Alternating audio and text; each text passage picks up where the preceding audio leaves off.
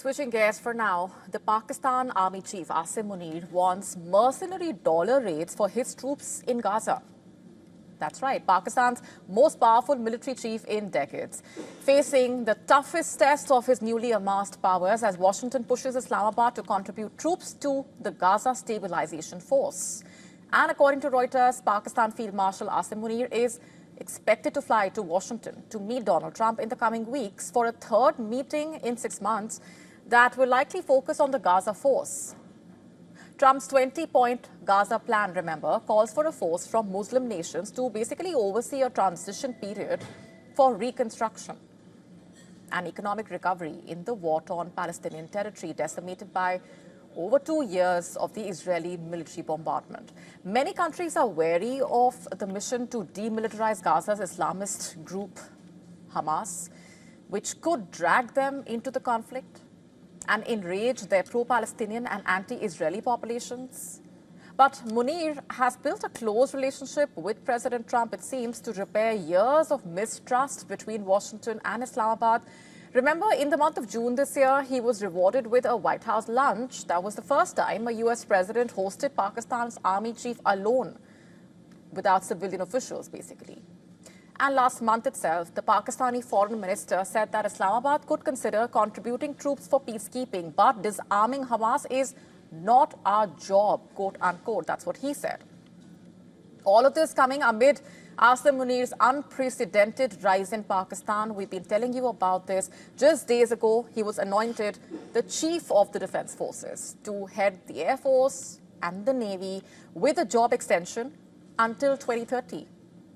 He will be retaining his Field Marshal title forever, as well as enjoy lifetime immunity from any criminal prosecution under the constitutional amendments that Pakistan's civilian government pushed through the parliament late last month. So a lot has been happening on that front.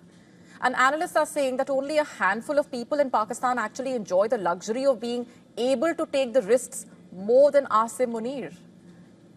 He does have that kind of power, which is now constitutionally protected.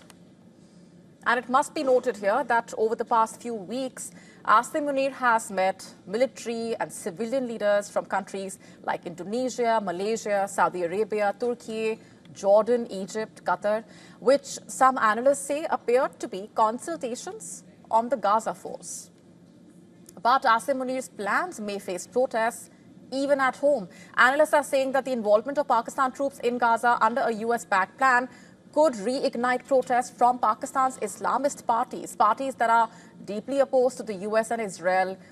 In fact, the Islamists have street power to mobilize thousands, and which is why this is significant as well. We've seen what Islamabad does when that happens.